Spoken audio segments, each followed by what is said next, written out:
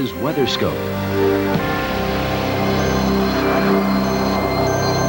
On this one of the busiest travel days of the year, if you're a commuter across the east, you've got plenty to deal with. And the Northeast, all indications are it's not going to be getting any better. Good evening. Welcome to WeatherScope. I'm Paul Emick. And I'm Dan Atkinson. Things aren't much better for folks living on the other coast. I'll tell you what's going on now and what's to come.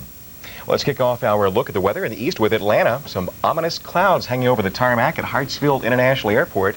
That was a bit earlier today, though. Sun did make an appearance, and despite the weather, airport traffic kept moving. Of course, that's a major hub, so a lot of people are making the flight somewhere. They're stopping through there. So if you have to travel tonight anywhere, give yourself some extra time to get there, especially if you're seeing some active weather nearby. It's kind of interesting when you have to think about this. Traveling a few weeks ago, I had to think about the weather as I was headed to the airport, and then also the airport that I was headed to, what it was going to be like when I got there. So there's a lot to talk about. We'll cover it all here at the Weather Channel. The main mess is the east. Now, Dan's going to talk about the rain around L.A. next. I want to concentrate first on some storminess across the southeast.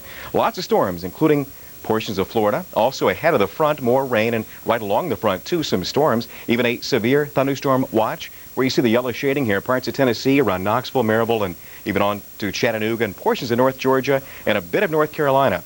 A severe thunderstorm watch means conditions are favorable for severe weather in and close to this watch area. We'll stay on top of it for you here at the Weather Channel, but you can see some storms rumbling through the Knoxville area now and areas southward. And earlier, very stormy around Elbert County. Still some storms to contend with, though. And if you're maybe even making a trek on the highway here, driving 85 toward Clemson, expect to see they move around toward Anderson, around Clemson University. You might endure a bit of rain. Even Columbia, beautiful city, could see some more rain. That's not all the rain across the southeast. Florida staying rather stormy, too. Around Miami, nothing happening in the city right now, but eventually towards South Beach more. Get up around Boca. We've had rain off and on. Even Lauderdale with some showers, and the Palm Beaches getting a little bit wet. Let's look at some of the lightning data, too, indicating we've been seeing most of the action kicking offshore. Once this front passes, it's going to be better in Orlando, much better. We'll talk about that in the forecast on the way. There we go, though. Some storms where you see the white blotches, even in Tennessee, indicates lightning strikes in about the last 10 minutes, so it has been active. Another area of action, the Northeast, with rain and some snow to contend with. It's going to be an interesting mix and a mess. Seeing some snow at times around Messina, New York. And primarily rain, though, toward Rome and Utica onward. Into like Lebanon, New Hampshire, it's snow. So the snow is like pretty much here northward. Everything south of this is where we're seeing the rain, including around JFK Airport. If you're headed there, take that into account, too. You might endure more rain toward Hartford, also Albany with some rainfall. And not too far away, more rain across some portions of the upper Midwest and across the South, including portions of Kentucky. Let's have a little bit of a talk about action in the West. With that, here's Dan. Thanks, Paul. Another storm moves in off the Pacific, and despite the song, it is raining in Southern California. Let's take you to Newport Beach, California, just south of Los Angeles. Heavy rains caused flooding, making driving more like sailing and walking more like wading. The area also saw some lightning and thunder this afternoon. Things have calmed down there for the most part, but Southern California can expect more rain later tonight. And in particular, it looks like San Diego could have the rumble of some thunder. We focus on the west, and things are pretty quiet across the west. A little bit of rain falling in western Montana, also some snow, light snow at Stampede Pass. But the main area of activity is this low-pressure area pushing its way across Southern California. It's going to be weaker and faster than the last system, which is actually the storm that Paul was telling you about impacting the east now. That certainly took its time getting across the country, making its way across the southern tier of states. This system will be weaker and faster as it moves along. Right now, though, it's producing some windy weather along coastal sections of Southern California, high surf advisories and small craft advisories in effect.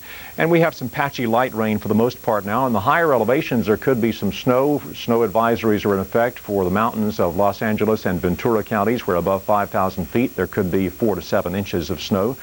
The heavier rain has shifted offshore. That's the main area, and it looks like that could be sweeping in later on tonight around San Diego and then beginning to move on toward the east. Temperatures now 34 degrees in Denver, Los Angeles 54 with showers around, 55 in Las Vegas, 48 degrees in Seattle. In the Midwest, it's 35 now in Minneapolis, St. Paul, Chicago is 40. 39 degrees in Grand Rapids, Cleveland 43 degrees. And there is a frontal system making its way now, taking shape actually, the leading edge of colder, drier air pushing down through the Great Lakes. Don't look for the fog tonight that you've had in recent nights over the Midwest. Improving conditions in that respect. In fact, a lot of clear skies across much of the upper Mississippi Valley. Paul?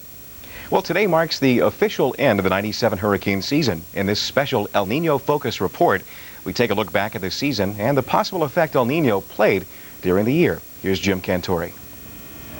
This is a special edition of El Nino Focus. Thankfully, scenes like these were rare in the Atlantic tropical sector in 1997. The season was not as active as the previous two. The first storm to threaten the U.S. developed from a non-tropical weather system. On July 14th, it was a complex of thunderstorms just off the Louisiana coast. By the 17th, it became better organized and was upgraded to a tropical storm named Danny. Strengthening continued, and Danny became a hurricane, making its first landfall near Empire, Louisiana, Friday morning. We check out a radar out of the region to show you the wet weather and really the fact that this hurricane is not moving very rapidly. That's really the crux of the matter here, because heavy, intense rainfall.